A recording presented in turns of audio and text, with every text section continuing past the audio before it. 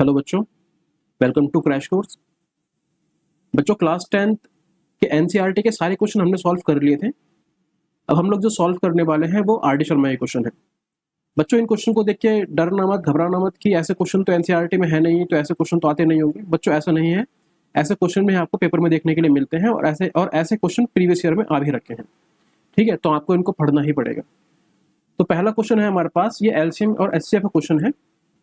इस क्वेश्चन को अगर आपने पहले कभी पढ़ रखा है तो आप इसको बहुत आसानी से कर सकते हैं, लेकिन अगर आपने पहले इसको नहीं पढ़ रखा है तो आपको थोड़ा सा कंफ्यूजन इस क्वेश्चन के अंदर हो जाता है। ठीक है, बाकी अगर आप इसको एक बार देख लेंगे तो जिंदगी भर आप कभी इसको भूल नहीं पाएंगे, ऐसा क्वेश्चन है ये।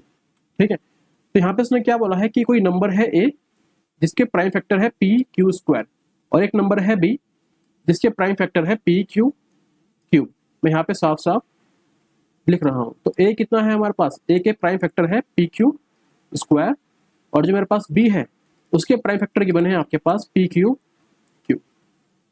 समझ में आ गया। हमें क्या करना है, हमें इसका एलसीएम निकालना है। क्या निकालना है, हमें इसका एलसीएम निकालना है। जब एलसीएम निकालते हैं, देखो एक चीज समझ लेते हैं पहले।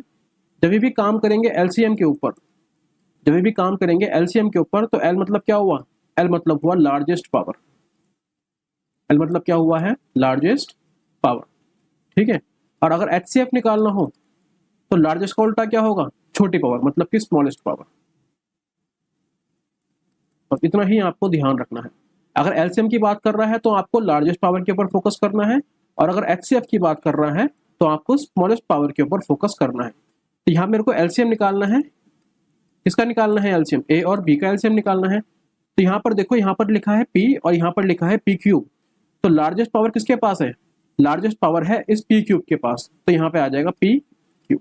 और फिर बाद में फोकस करते हैं क्यू स्क्वायर, क्यू के ऊपर। तो यहाँ पे क्यू स्क्वायर लिखा है और यहाँ पर लिखा है सिंपल क्यू। तो यहाँ बड़ी पावर किसके पास है, बड़ी पावर है इस क्यू स्क्वायर के पास, तो ये हो जाएगा क्यू स्क्वायर। बस यही आपका क्या है, यही आपका एलसीएम है। ऑप्शन चेक करो कहाँ पर है, ऑप्शन यहाँ पर सी है। ठीक है, अब इसी क्वेश्चन के अंदर अगर मेरे को एचसीएफ निकालना हो, क्वेश्चन आएगा find the HCF of A and B. तो एचसीएफ मतलब क्या हुआ, एचसीएफ मतलब हुआ स्मॉलेस्ट पावर। एचसीएफ मतलब क्या हुआ, स्मॉलेस्ट पावर। तो पी और पी क्यूब के अंदर स्मॉलेस्ट पावर कौन सी है, वो है हमारी सिंपल पी। ठीक है, और क्यू स्क्वायर के अंदर स्मॉलेस्ट पावर कौन सी है, वो है हमारी ये वाला क्यू। तो ये आ जाएगा सिंपल पी क्यू। कहाँ पर है एचसीएफ, ये रहा एचसीएफ। मतलब कि ये था एलसीएम और ये है एचसीएफ।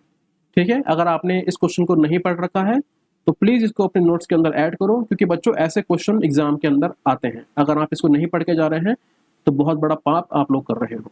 ठीक है, अगला क्वेश्चन करते हैं। देखो इस क्वेश्चन के अंदर क्या है, यहाँ पे उसने नंबर दिया है हमको m, जो कितना है p q q, और n कितना गिवन है नंबर, वो गिवन है हमको p q q स्क्वायर।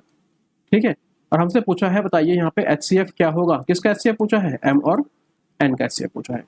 तो एचसीएफ मतलब क्या था, एचसीएफ मतलब था स्मॉलेस्ट पावर। क्या था, स्मॉलेस्ट पावर। तो यहाँ पर p और p क्यूब के अंदर स्मॉलेस्ट कौन सा है, यहाँ पर p के अंदर, p और p क्यूब के अंदर स्मॉलेस्ट है p, ये है ना स्मॉलेस्ट। और q क्यूब और q स्क्वायर के अंदर कौन है स्मॉलेस्ट, यहाँ पर स्मॉलेस्ट ये है।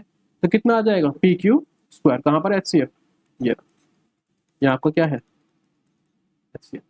ठीक है, अगर इसी क्वेश्चन के अंदर सपोज मेरे से बोल दिया जाए कि एलसीएम फाइंड करो, क्या फाइंड करो, एलसीएम फाइंड करो। एलसीएम मतलब होता है लार्जेस्ट। तो p और p क्यूब के अंदर लार्जेस्ट कौन सा है, p क्यूब, और q क्यूब और q स्क्वायर के अंदर लार्जेस्ट कौन है, q क्यूब। तो आ जाएगा p क्यूब और q क्यूब। तो ये रहा, ये आपका हो गया एलसीएम। ठीक है बच्चों, समझ में आपको आ गया होगा।